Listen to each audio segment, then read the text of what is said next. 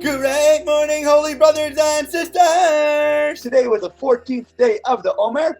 On the 29th day of NISAN, we are in the Kitzur Likutei Moharan, and today's lesson will be called Determining Desires. All of the obstacles that a person encounters are solely for the sake of desire. That is, in order that he should have a greater desire for the holy thing that he wishes to do. For it is human nature that a person is held back from doing something the more he desires to do it. Therefore, when a Jew needs to do something that is integral to his life as a Jew, and particularly when he needs to do that thing upon which his entire Judaism or religion depends, namely to travel to a true tzaddik, a holy person, a righteous one at that time, he is granted desire from on high. This desire is granted to him through the obstacle he is presented with, since, as a result of the obstacle, his desire thereby increases. Therefore, a person should know that there is no barrier in the world that he cannot break if he wants to. This is because the barrier exists only for the sake of desire. And when a person has a strong desire and will and intense yearning, which benefits the holy task that he needs to accomplish, he will undoubtedly merit to complete the task and to bring it from potential to actual. For the obstacles exist solely for the sake of strengthening a person's desire, so that through this desire he will merit to accomplish what he longs for. So remember, we should never feel bad about something when we have obstacles that are put in our life, or we have so many hurdles that we have to overcome. But you should feel positive and so excited that you know you're doing the right thing, and this is exactly coming to you because of that. Furthermore, a person should know that the greater the object of his desire, the greater the barrier he is presented with.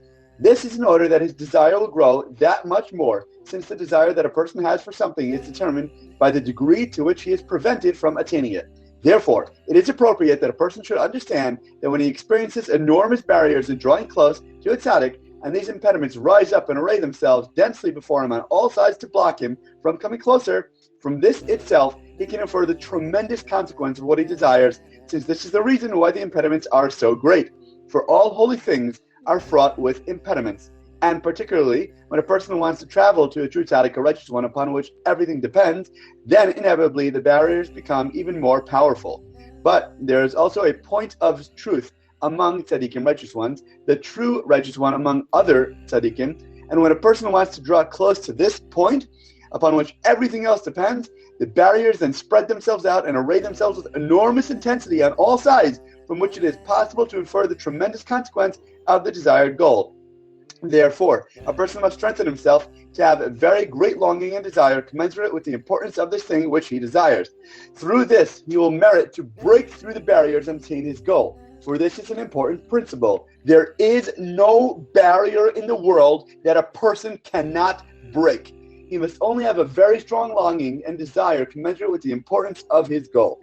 Moreover, it is not fitting for a person to use the barrier as a means of exempting himself or as an excuse, saying that since he wishes and desires to do a holy thing, but he's experiencing impediments and duress, it should be credited as if it was already done. As our sages of blessed memory said, if a person intends to do a mitzvah, a good deed, and it was prevented by some duress, the Torah considers it as if he actually did it. That's from Kiddushin 40a. For this statement was only said about a person who wishes to be absolved of his obligation in this way, and then indeed he is absolved. For what can he do after all? He was under duress. But for somebody who does not wish to be exempted by this, but rather he wants the mitzvah or holy thing itself, what good does it to him that he has a dispensation as is considered as if he already did it? He's not satisfied with as if. Rather, he desires, craves, and deeply yearns to perform the mitzvah itself, and not to be just exempted with as if. For in truth, it is only appropriate that a Jew should fulfill his desire and his will for every holy thing, and that he should bring each thing from the potential to the actual. A person who possesses a strong desire like this will certainly merit to fulfill what he wishes to, and to bring his goal from potential to actual. He will break and nullify all the barriers and impediments, for all barriers exist only for the sake of strengthening a person's desire. And when the intensity of a person's desire is commensurate with the importance of his desired goal, he will undoubtedly succeed in fulfilling whatever holy thing he wishes to do in this world, no matter what it is.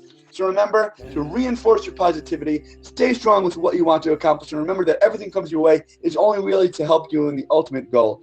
As always, thank you so much for learning together. And if you enjoyed this lesson, please remember to like, comment, share, and borrow. And please God, we'll learn again tomorrow.